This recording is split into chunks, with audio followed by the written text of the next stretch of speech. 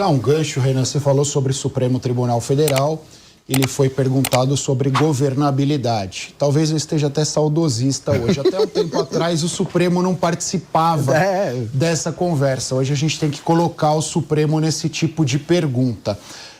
E se você, eventualmente eleito presidente, você vai indicar minimamente 3 ministros.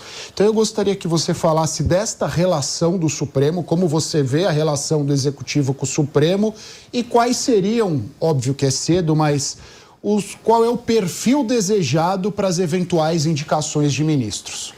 Começar pelo final, tá? Perfil essencialmente técnico e um perfil constitucionalista, um perfil defensor de um padrão, vamos dizer, legalista, estrito dentro do texto legal da Constituição e não inovador. Não adeptos do tal do neoconstitucionalismo, como é o Barroso, e como vários ministros se aproveitaram para poder fazer negócios dizendo que era neoconstitucionalismo. Então, ministros que defendem o seguinte: é o que está na Constituição e apenas o que está na Constituição, e não vou ficar fazendo grandes inovações por aqui, como a gente assiste. Inovações que sempre terminam, por exemplo, na redução das liberdades dos brasileiros ou interferência nos negócios, em nome de ONGs internacionais. Infelizmente, preciso colocar isso aqui. Paralelamente, a gente sabe que o STF se tornou um poder por si só. E aí a gente tem que ter uma série de medidas que recoloquem o STF dentro da caixa. E eu volto a colocar o ponto que eu trouxe na pergunta do nosso amigo aqui. O que acontece? Eu serei eleito dentro de uma agenda que responde à crise. A agenda de resposta à crise, caso o eleitor fale, é o Renan, é uma agenda, portanto, de recolocar o STF dentro de, vamos dizer, do seu papel institucional clássico. Então, você não vai poder mais viver de 83% de decisões monocráticas como temos no STF hoje. Nós temos que ter limite para as decisões monocráticas. Mesma coisa para aquele período bizarro em que um ministro pede vistas e fica segurando um processo. Ministros têm que ser proibidos de terem escritórios ligados a familiares e amigos atuando junto com eles. Nós temos que ter uma corte pequena e específica, feita por sorteio de desembargadores ou o critério que seja decidido, para cuidar dos casos que envolvam deputados e senadores, para que eles não fiquem à mercê do STF. São medidas simples, fim das decisões monocráticas, eu tinha citado, mas são medidas simples e diretas que recolocam o STF no papel constitucional. E uma delas, inclusive, é o filtro de entrada, que faz com que no Brasil a gente tenha cerca de 8 mil ações que vão parar no STF, enquanto que nos Estados Unidos são apenas 50. Se a gente faz esse filtro de entrada, a matéria é apenas constitucional, aí sim a gente começa a recolocar ele no lugar dele. Seria uma pauta central nossa, até porque nós temos um país em que o poder executivo não existe. O orçamento é executado pelo legislativo e as grandes pautas nacionais são decididas pelo judiciário. Eu serei um presidente que vai cumprir este papel.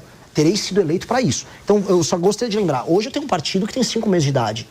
Se eu for eleito à presidência, eu não terei mais apenas um partido pequeno. Eu vou para lá com pelo menos 100 deputados, e mesmo os deputados do centrão e da direita que ganharem vão ser pautados os meus argumentos.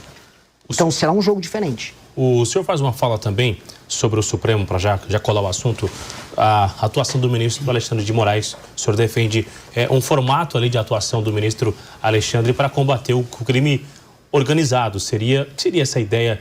De que forma que seria a atuação do ministro Alexandre, de alguma forma do Supremo, para conseguir combater o crime? O que é exatamente? Qual a receita que o ministro tem usado? Isso é uma provocação ao ministro Alexandre de Moraes sobre o direito penal do inimigo. E qual é a provocação, né? Veja, quando a gente fala em direito penal do inimigo, que significa ter uma legislação especial que retira certos direitos de defesa de um faccionado, e um faccionado entendido aqui como praticamente um terrorista, uma pessoa que nega o Estado democrático de direito, que reiteradamente comete crimes que violam direitos humanos, como é um membro do PCC, um membro do Comando Vermelho, se você vai ver entre os juristas, a comunidade jurídica brasileira, não, isso é um absurdo, isso é uma exceção. Aí beleza, eu ouço isso dos juristas, e já ouvi de ministro do STF. Só que quando o Alexandre de Moraes cria ele próprio um regime de exceção para bolsonaristas, e aí essas pessoas têm os direitos de defesa dela mitigados, ou seja, diminuídos, aí tá tudo bem, aí defesa da democracia. O que eu tô propondo é assim, e se eu aplicasse o método do Xandão, que é o direito penal do inimigo em parte, não é? Tô fazendo uma analogia, aos faccionados. Se o tipo de julgamento daquelas pessoas que foram presas por conta do dia 8 fosse aplicado pelos presos do Comando Vermelho, eu gosto desse método. Eu deixaria ainda mais grave, eu deixaria ainda mais duro, ainda mais pesado. Então eu deixo isso como provocação para a comunidade jurídica brasileira, que ficou aplaudindo Alexandre de Moraes, mas quando a gente fala em implementar medidas duras contra bandidos, aí são contra. Fala, engraçado, né? Interessante. Não é no mínimo incoerente, né, por parte dessas pessoas. Então é uma provocação que eu faço bem clara e bem direta. E que faz sentido.